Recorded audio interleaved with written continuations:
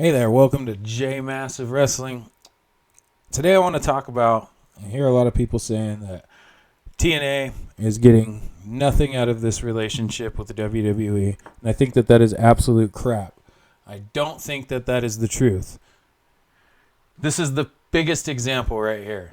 Look at Joe Hendry. Obviously, I'm not stupid. Fans aren't stupid. They're going to take Joe Hendry when his contract is up. And there is nothing TNA can do to stop that.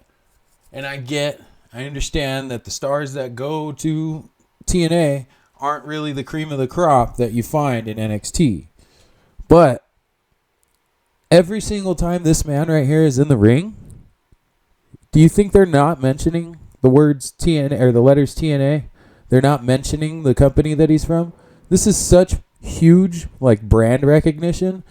What TNA is getting out of this, regardless if they had any NXT wrestlers come and wrestle for them, which they have, they've got a couple in the Ultimate X match. That's they're setting up for the next pay-per-view.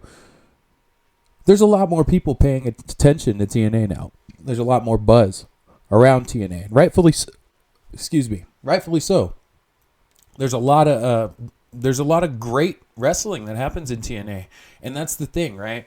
This is my gripe with AEW right now. I was a big fan. I have a soft spot in my heart for AEW because I got to go see New Japan's G1 special in Long Beach back in 2017. The first night had back row seats, but we got to stand on the chairs since it was all floor seating, so that was really cool.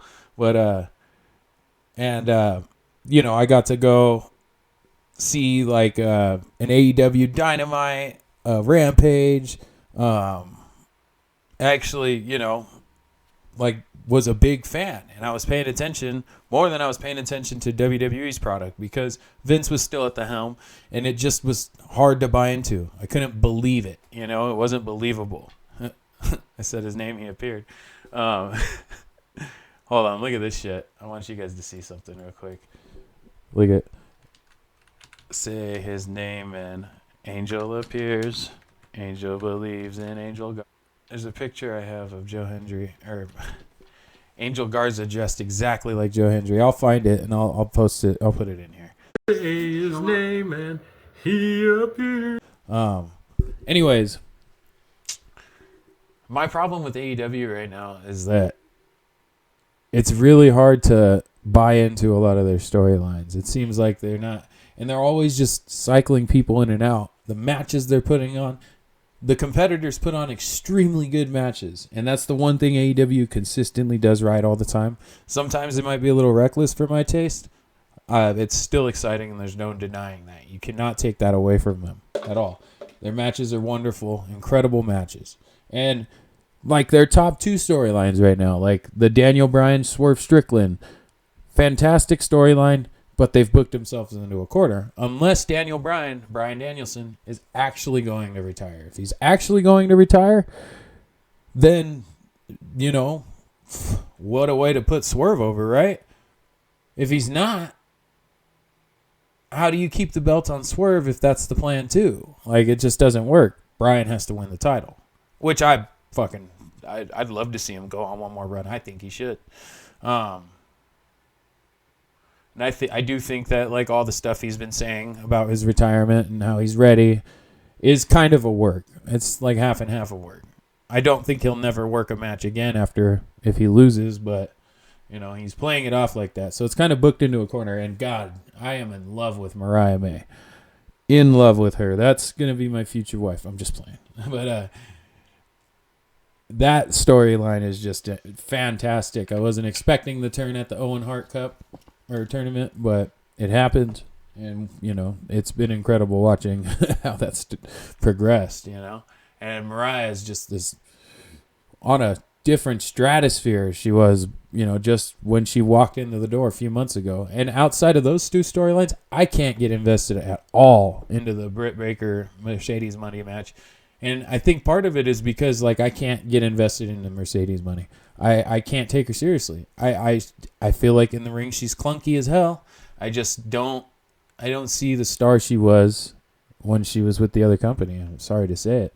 And it's And again, no hate to anybody, like no hate to either any companies, but like I'm very much a person who thinks that not all wrestling needs to be just good wrestling. Like there should be storyline driving it, and it should be sensical, and like maybe have a little bit of real long-term impact, instead of just trying to get through to the next show. And because that's what I feel like a lot of AEW's television is. It's just predictable, like super predictable matches. It's like you knew Sami Zayn was going to lose in his rematch to Braun Breaker, but the way they played it up, they built up the drama by having him take the first fall, win the first fall. You know what I mean? It's like, oh, wow, all he needs to do is get one more pin. There's only 10 minutes left in the show. Like, all he has to do is hit one more. Like, I felt like that was more believable than, like, Hangman Page versus Jay Lethal. Like, obviously, it's like I didn't even really pay attention to a lot of them. In terms of what TNA is getting out of the relationship with WWE, brand recognition. Like, a whole hell of a lot of it. A lot more than they were getting on their own. Like, more than they probably could ever have gotten on their own without years of building. They were on a great steady build of momentum before.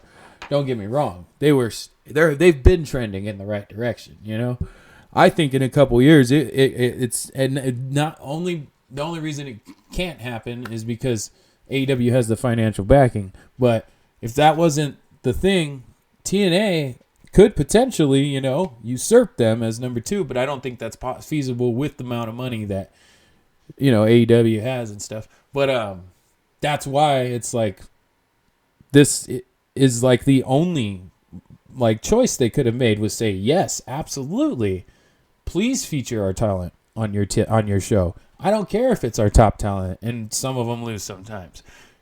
Just say TNA, and they put TNA all over NXT's show. They put TNA on the main roster show sometimes. On Raw, I was watching Raw, and they were plugging Joe Hendry's match. He was the one they mentioned first. Well, no, he didn't. They mentioned Pete Dunne. No, I'm sorry. But, yeah, fucking, that's a TNA star being mentioned on USA Network on Monday, primetime television, Monday Night Raw, one of the biggest shows. There's only 2 big shows, the 2 biggest shows, Raw and SmackDown. And I'm sure we're going to hear on SmackDown about how Joe Hendry is the number 1 contender and going to main event an NXT pay-per-view as a TNA star for the top title in NXT. As a TNA star. How is TNA not getting as much as WWE is? What if Joe wins the title, which I think is very possible? I fucking am a firm believer in Joe Hendry. I believe in Joe Hendry, okay? He believes in Joe Hendry. Right, Boomer? Do you believe in Joe Hendry? Yeah, you fucking you believe in Joe Hendry. He believes in Joe Hendry, okay? We believe in Joe Hendry. You believe in Joe Hendry. The chef, HBK, believes in Joe Hendry. And the game believes in Joe Hendry. The world believes in Joe Hendry. But I really do think that he could win the title. And if he wins the title, I guarantee you, he's showing up on TNA Impact with the fucking title. And he's also going to come back to NXT as a TNA guy wearing a WWE branded fucking championship. The top championship of a brand. So if he wins the belt, which I think is very likely.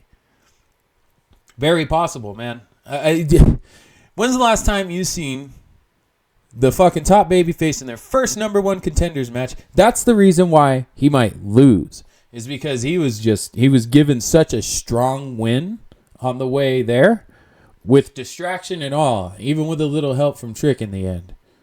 Unless Trick screws him over. Who knows? That might be the next topic of the video. How does Joe Hendry's match play out? But yeah, I mean, it's inarguable that TNA might even be getting the better deal. I mean, Jordan Grace has had a couple matches for WWE and lost a couple matches. Big deal. A Royal Rumble and a title match? She's eaten a couple mid-card roster superstars. from NXT. What's bad about that? Fucking Zach Wentz and Wesley are going to have a banger of a match, grudge match, that Wesley will probably win. So what? Who cares? He's always been the singles guy. Well, Trey Miguel was when they were back in, well, for the last almost 5 years, you know, since MSK broke up 2 years ago. Oh, I mean, he's been a singles superstar. He's probably going to win the match. And that's not a problem. I bet you Zach is going to beat the fucking shit out of him before that happens, though. And every fucking 20 seconds, you're going to hear the Zachary Wentz from TNA back in the day when they were together in TNA, and you'll hear Booker T go, and just fucking rambling off all kinds of shit that don't make no sense. Fucking, yeah. This is fantastic if you're TNA. You'd be in fucking heaven if you were TNA right now. In terms of broadcasting potential, too, we were partnered with WWE. Probably will be for a minute. I think this is going to last a lot longer than people think. Especially if Hendry wins that title. He's for sure going to get signed by them at the end of his contract. So is Jordan. But you know what that does? That just opens up the map for other wrestlers to take those spots. Which is a good thing for wrestling overall. You know what I mean? It's a revolving door. Usually, hopefully, with things going upward and onward. But, you know, what happens with the title when a star gets signed? It's got to get dropped, so she's got to put somebody over. Therefore, that person's left in an even better position. She got signed by WWE, and I beat her for the title on the way out. What's wrong with that? And you get to say all you want. Yeah, NXT, we fucking worked with WWE. All you want. Because it happened.